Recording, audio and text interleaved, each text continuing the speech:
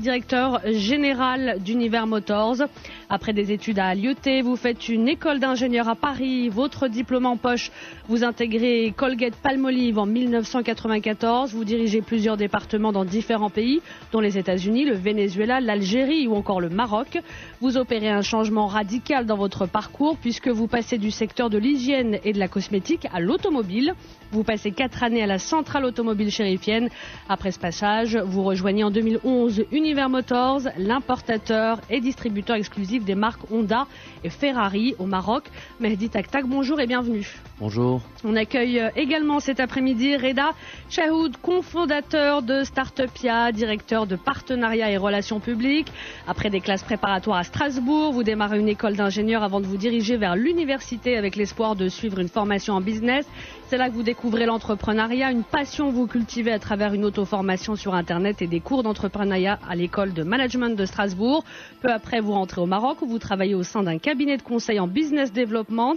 Pourtant, une seule ambition vous anime, c'est celle de créer votre propre entreprise.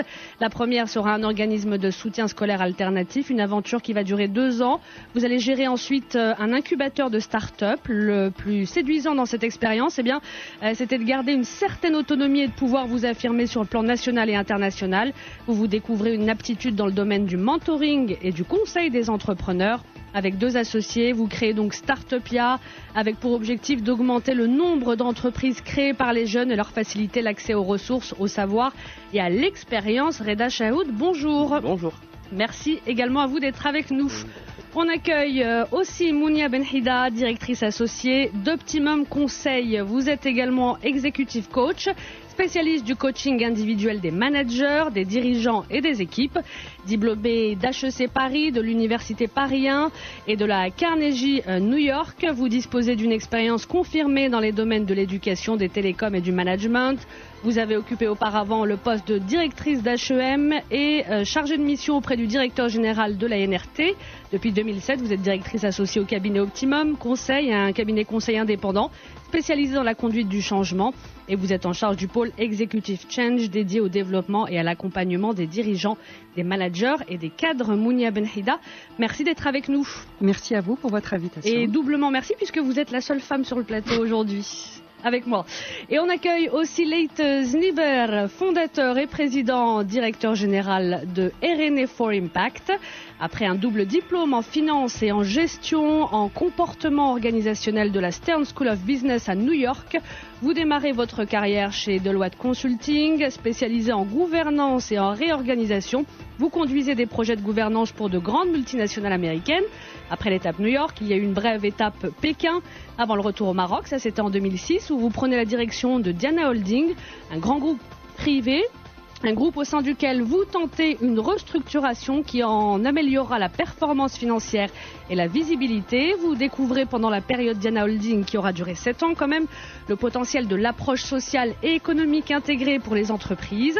Vous quittez l'entreprise pour lancer votre projet socio-économique. C'est donc RNA for Impact. C'est une entreprise que vous présentez comme une plateforme d'accompagnement de l'écosystème entrepreneurial qui valorise les modèles socio-économiques innovants et les entreprises à fort impact social et environnemental en Afrique. Et puis vous êtes aussi, on va le dire, un conférencier distingué. Vous êtes membre, entre autres, de l'association marocaine pour l'intelligence économique, l'AMI, et du bureau du conseil maroco-turc de la CGEM. Merci d'être avec nous, Leite Zniber.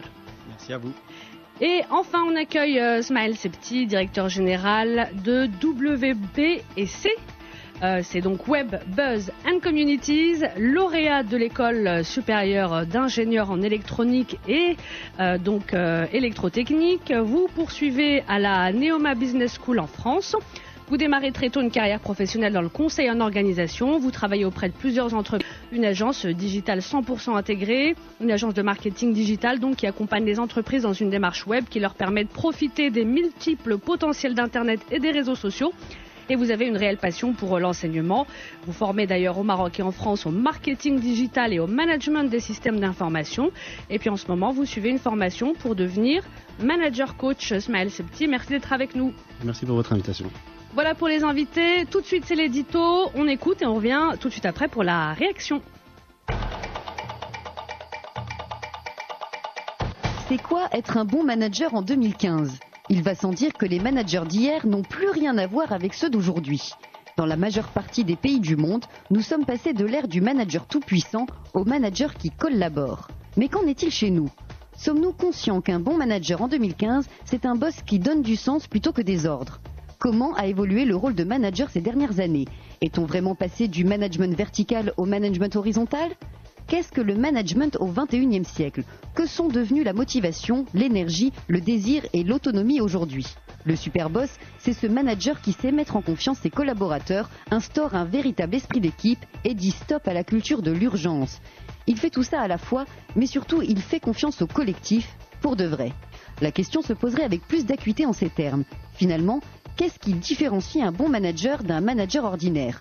Parce que donner des ordres pour affirmer son autorité et montrer à tout le monde qu'on est le boss, ça, non seulement on sait faire, mais surtout, c'est bel et bien une vision dépassée du management. Quels sont les écueils à éviter, ceux dans lesquels tombe la grande majorité des managers et qui ont pour résultat direct que les salariés ne soient pas satisfaits de leur boss ?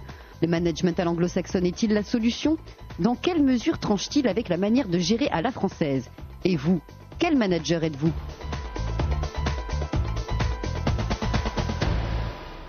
Avec ou sans parure. Le débat est ouvert. Voilà pour l'édito Lady Nibble. Je rappelle que vous êtes fondateur et président directeur général d'Eréné for Impact.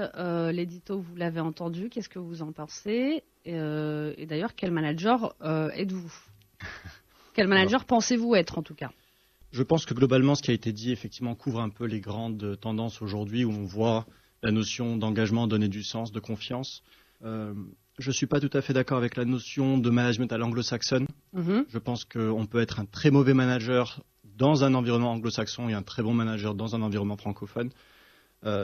L'idée ici, c'est effectivement que le manager passe d'une figure d'autorité à une figure qui est beaucoup plus en support de ses équipes. Et je pense que c'est là le point majeur de la transformation des modèles organisationnels d'aujourd'hui, par les évolutions. Et vous pensez que cette évolution, on l'a opérée ici au Maroc ?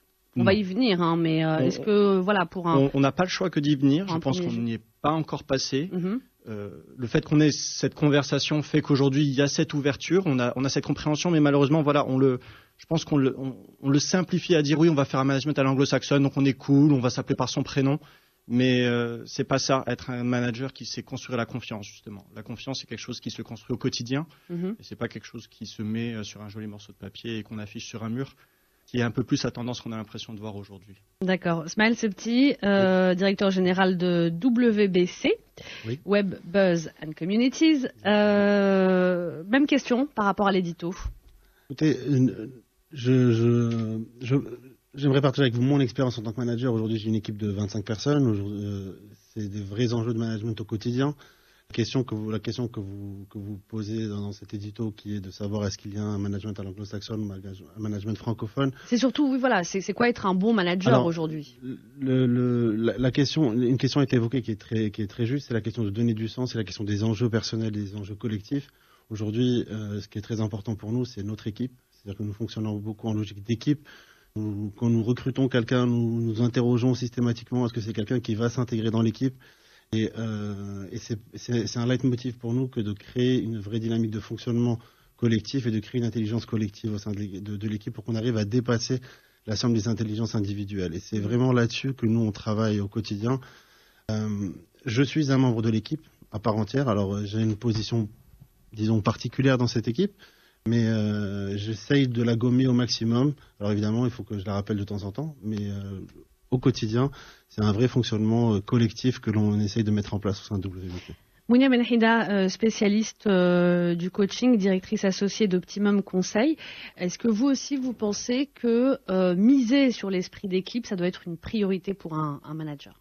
Ça devient une finalité, en fait, pour un manager. Je pense qu'aujourd'hui, la priorité d'un manager, je rejoins les deux précédents intervenants, c'est de donner du sens. Aujourd'hui, les managers repensent en fait le changement d'organisation, se disent comment on doit changer l'organisation, avoir une organisation qui a évolué, qui s'adapte aujourd'hui aux différents enjeux. Le questionnement se pose, celui quand je coach des dirigeants, effectivement, que je les accompagne sur des missions diverses, c'est comment opérer les changements humains. Certes, il y a le manager qui doit changer d'état d'esprit, de vision, qui doit avoir cette culture-là, mais ensuite, comment s'assurer Cette culture va être partagée. Comment donner ce sens à tout le monde. D'accord. Comment communiquer justement cette culture que l'on a acquise. Mehdi Taktak, directeur général d'Univer Motors, toujours par rapport à l'édito. Ok, donc moi ça fait une vingtaine d'années déjà que je travaille, donc j'ai pu voir un petit peu l'évolution de ces styles de management. Je suis d'accord avec ce qui a été dit, mais la difficulté c'est qu'il n'y a pas que les managers, il y a surtout les managers. Et il faut que cette transition se fasse en haut et en bas. Parce qu'on peut très bien avoir de bonnes idées, vouloir mettre en place des choses, mais si jamais les managers ne sont pas dans la boucle, on ne va pas atteindre nos objectifs. On va y venir à cette question des managers, ou ce que certains appellent collaborateurs, et d'autres managers appellent salariés ou employés. D'ailleurs, on va voir comment se fait l'utilisation des termes à chaque fois. Reda Chaoud, pour terminer le tour de table, cofondateur de Startupia. Alors pour moi, je crois que j'ai eu la chance d'évoluer plus dans des PME que dans des grosses machines multinationales, etc. Et ça m'a plus donné cet esprit comment dire, ce rapprochement avec le top management, etc. dans les entreprises dans lesquelles j'ai évolué. Maintenant, dans mon expérience, évidemment, ça m'a influencé par rapport à Startupia ou même avant Atom, la petite startup que j'avais créée. Ça m'a permis en fait de me rapprocher des équipes et du coup je rejoins Smile Septi dans le sens où il y a plus une intelligence collective, donc il va falloir mettre en place je suis le leader, oui, donc il y a un certain nombre de règles, etc. Mais je suis plus le garant de cette culture, je suis plus le garant d'un fonctionnement interne pour que les choses soient fluides, etc. Donc je suis plus partisan de ça. Alors maintenant, est-ce qu'on va l'appeler du management à l'anglo-saxonne et on va le différencier du management francophone? Je ne pense pas. Je crois que on essaye juste de donner des... On va y venir à cette distinction, si distinction il y a. Et puis vous avez aussi utilisé le mot leader. On va voir si est-ce qu'un leader c'est aussi un manager. Est-ce que c'est la même chose? On va y revenir à ça. Mais d'abord une première question. C'est quoi un manager pour vous, Mounia Benhida, directrice associée d'Optimum Conseil? Quel est le b.a.-ba de la mission d'un manager? Vaste question. Vous qui avez affaire à des managers tous les jours. Quelle est la mission tout au long de la journée? Je pense que la première mission en fait d'un manager, c'est de donner une visibilité, montrer le cap. Aujourd'hui, les équipes, qu'on les appelle collaborateurs, qu'on les appelle managers ou autres, ont besoin de savoir vers où ils vont aller. Un manager, sa responsabilité, sa mission, c'est de s'assurer que chaque membre de l'équipe sait concrètement quel est son rôle, quelle est sa contribution. D'accord. Donc vous misez aussi donc sur une certaine capacité à communiquer de la part du manager. Je pense que c'est une des activités essentielles et là je partage avec les personnes qui sont là, qui sont dirigeantes d'entreprise, le temps dédié à l'échange, à créer des synergies, à communiquer est un temps très précieux qui permet de gagner du temps sur d'autres problématiques. Voilà. Mehdi Taktak, directeur général d'Univer Motors, vous êtes d'accord avec Mounia Benhida? Est-ce que un manager, la priorité de sa mission, c'est montrer le cap et donner de la visibilité? Je me rends compte. Est-ce que c'est d'abord ça? Il y a de ça, parce que je me rends compte régulièrement que en fait les collaborateurs donnent le meilleur d'eux-mêmes quand ils savent où est-ce qu'ils vont, quelles sont leurs missions, qu'ils aient précisément quels sont leurs rôles et responsabilités dans l'entreprise, mais aussi le manager doit être une sorte de leader, de chef d'équipe pour pouvoir tirer le maximum de ses équipes. Parce qu'il peut donner des objectifs, mais être un petit peu distant, et ses équipes ne vont pas vraiment donner le maximum d'eux-mêmes pour travailler avec lui. Lady Nieber, par rapport à la mission du manager, je rappelle que vous êtes fondateur et PDG d'Erene for Impact. Alors je partage en partie effectivement, mais pour moi à la fin, un manager, il faut pas oublier quelque chose, il est là pour produire. Son équipe est là pour produire. Effectivement, la meilleure manière dont il pourra produire, c'est d'organiser. Et pour moi, organiser, ça inclut la notion de donner de la visibilité, mais c'est surtout une notion d'organisation, de dire à chacun ce qu'il doit faire, où sont les ressources, et s'assurer que le travail est fait. Donc pour vous, un manager, c'est d'abord quelqu'un qui doit organiser. C'est un chef d'orchestre. Et il y a aussi la notion de contrôle. Oui, alors c'est la notion de contrôle, c'est-à-dire de maîtrise. C'est-à-dire que ce que je n'aime pas avec le mot contrôle, c'est que très souvent on l'associe avec une notion, on va dire, d'autorité. Le contrôle, c'est une notion de visibilité. C'est de savoir ce qui s'est fait pour savoir comment est-ce qu'on peut réorienter ou renforcer le travail fait. Donc pour moi, le premier travail, effectivement, c'est ce travail d'organisateur, de chef d'orchestre, avec tout ce que ça inclut à l'intérieur. Et le deuxième, et je crois que ça c'est la grande tendance d'aujourd'hui, de par l'évolution des attentes salariales, de par le fait qu'on est dans l'économie de la connaissance, etc., c'est un développeur de compétences humaines. Je crois qu'un manager, pour qu'il puisse mériter le titre de manager, est avant tout aussi un développeur de compétences humaines et pas simplement un producteur par rapport à sa ligne de métier X ou Y. D'accord, donc on va revenir à cette notion de producteur, comme vous dites, développeur surtout de compétences humaines. Reda Chahoud, cofondateur de Startupia. Vous disiez tout à l'heure, vous parliez de leader. On peut quand même différencier la notion de leader et la notion de manager. C'est pas pareil. Est-ce qu'un bon manager aujourd'hui se doit d'être aussi un bon leader? Est-ce que finalement c'est les deux côtés d'une même pièce? Est-ce qu'on peut être leader sans être manager ou manager leader sans être manager ou manager sans être leader? Ou est-ce qu'il faut obligatoirement être les deux? Pour moi, je vais répondre très clairement. Pour moi, il faut les deux. Mais je pars du coup du monde des startups, parce que quand on démarre une entreprise naissante et elle est en état embryonnaire, etc. Et elle valide son modèle et elle a envie de se développer. À un certain moment, quand elle voudra recruter, il va falloir qu'elle recrute des talents.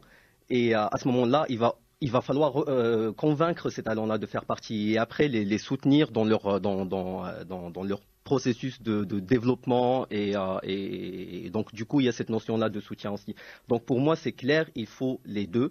Il faut être un leader, il faut inspirer, il faut donner de la visibilité, il faut mettre en confiance ses équipes et en même temps veiller à cette notion de contrôle. Et j'adore comment Leïd Znebar l'a surligné, c'est que le contrôle n'est pas, c'est plus dans l'organisation et c'est pas forcément dans le. Oui, c'est pas dans l'autorité, parce que l'autorité, c'est clair que de temps en temps, ils en font un petit peu. C'est pas de la surveillance ou du flicage, c'est ça que vous voulez dire? Absolument, mais c'est plus dans une optique de production. D'accord. Smail Sebti, DG de WBC, la notion de leader est-ce qu'on doit être forcément un leader pour être un bon manager? Je pense que pour tirer la quintessence d'une équipe, le leadership était quelque chose d'indispensable. De la même manière. Parce que finalement, le manager, c'est une fonction qui a été institutionnalisée dans l'entreprise, et le leader, c'est quelque chose que reconnaissent les collaborateurs sans avoir été institutionnalisé. C'est une compétence qu'on reconnaît à une certaine personne, mais qui n'est pas forcément manager. C'est ça le leader. Je vais réagir à ce que vous venez de dire. Tout à l'heure, vous avez posé la question de dire est-ce qu'on est leader et manager ou manager et leader. Je pense qu'il y a deux choses qui sont complémentaires, mais qui sont pas. On peut être un leader dans une équipe sans être un manager. Et j'ai à l'esprit des gens dans mon équipe qui sont des leaders techniques, des leaders humains, des leaders disons sociaux dans l'équipe, mais qui ne sont pas des managers au sein de l'équipe, qui sont au même niveau, qui sont les pairs des autres, mais qui ont une forme de leadership sur l'équipe. Donc ça, c'est quelque chose qui est complémentaire. Par contre, pour être un bon manager, il me paraît indispensable d'avoir un certain niveau de leadership. Et pour accompagner le développement d'une équipe, et il y a des stades de développement de l'équipe, et ça, c'est des choses que l'on voit dans les méthodes de management. Dans les méthodes de management, il y a aussi une évolution du manager vers un statut de leader et vers un niveau de leadership. Et on a parlé de contrôle, on a parlé de processus. Ça fait partie des choses qui font développer un leader, d'être en mesure d'accepter un feedback, de mettre en place les procédures pour pouvoir recevoir ce feedback, et c'est quelque chose qui est indispensable. Et aujourd'hui, c'est quelque chose que je plais à dire au sein de mes équipes, c'est ma porte est toujours ouverte, quand elle est fermée, mais ça c'est rarissime.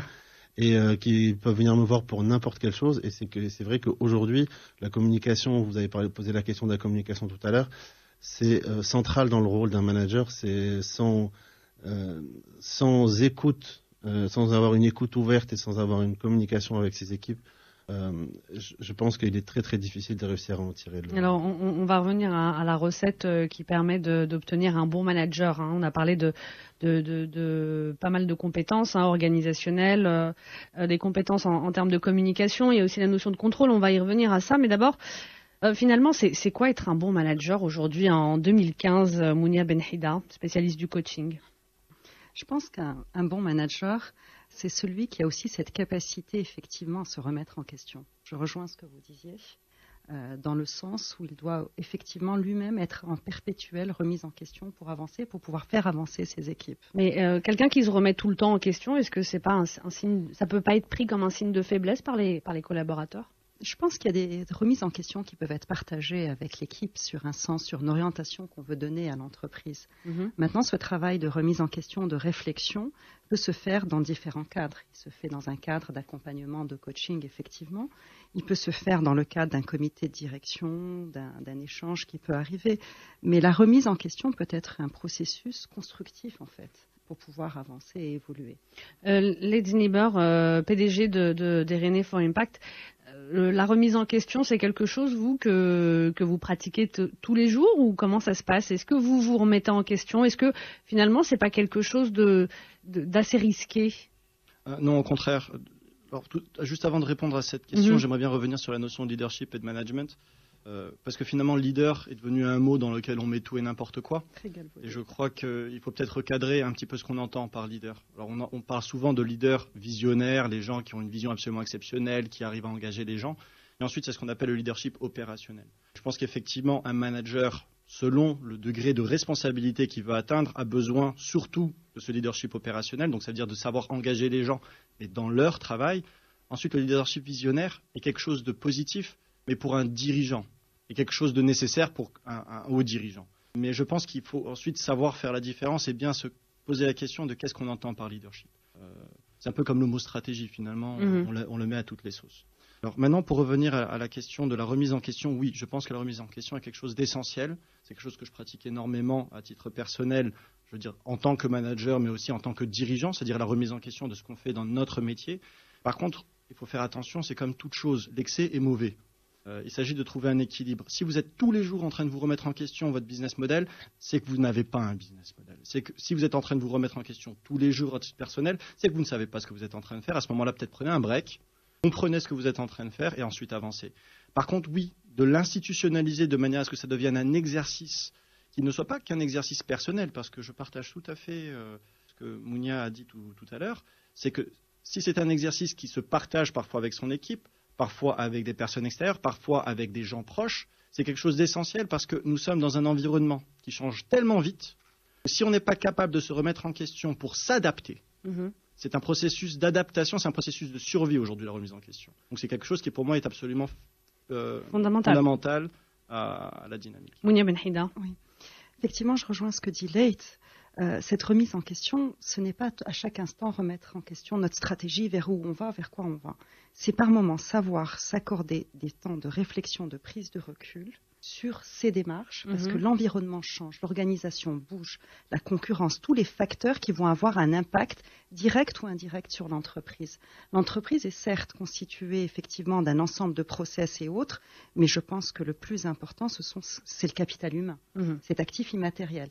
Et juste avant de céder la parole à quelqu'un d'autre, ce qui est très important dans cette remise en question qui se fait collectivement, parce qu'il y a un autre acteur qui est important aux côtés d'un dirigeant ou d'un manager, ce sont ces managers directs. Ceux qui les vont managers intermédiaires, ceux qui vont faire en fait le relais, la courroie de transmission, parce qu'on peut avoir un dirigeant qui a cette vision-là, qui se remet en question, des collaborateurs qui sont avides de porter, de contribuer effectivement à la réussite de l'entreprise. Finalement, il n'y a pas les vecteurs. S'il n'y a pas effectivement toutes les lignes managériales ne sont pas mobilisées, c'est peine perdue. Alors, Mehdi Taktak, DG d'Univer Motors, on est en train là de commencer à évoquer les qualités d'un bon manager. C'est quoi être un bon manager en 2015 ? On a évoqué le contrôle, finalement l'autocritique. Quand vous parlez de prendre du recul et de se remettre en question, c'est quelque part une forme d'autocritique. Donc on parle d'encadrement, de communication. Quelle est la recette de ces managers qui réussissent dans leur mission ? Pour moi, effectivement, depuis tout à l'heure, il y a une petite confusion entre dirigeant et manager. Alors ça dépend de quelle position manager, on est dans la hiérarchie. Donc, est-ce qu'on est tout en haut de la hiérarchie, au milieu Et donc ça, il faut qu'on soit clair. Disons, pour les personnes qui sont plutôt en haut de la hiérarchie ou bien dans un comité de direction. Là, on est en train de parler du top management. Voilà. Donc déjà, c'est plus, il faut préciser. On va pour évoquer ensuite la mission des managers intermédiaires avec une ou deux questions, mais finalement, là, on parle vraiment du boss, le super boss. Donc déjà, il faut savoir où il va, où ce boss va. Il faut qu'il ait les idées claires. Il faut que ces idées claires, il les partage avec ses collaborateurs ou son comité de direction. Il faut qu'il les communique clairement et régulièrement. Il faut qu'il motive ses équipes pour que ces équipes puissent donner le maximum d'eux-mêmes.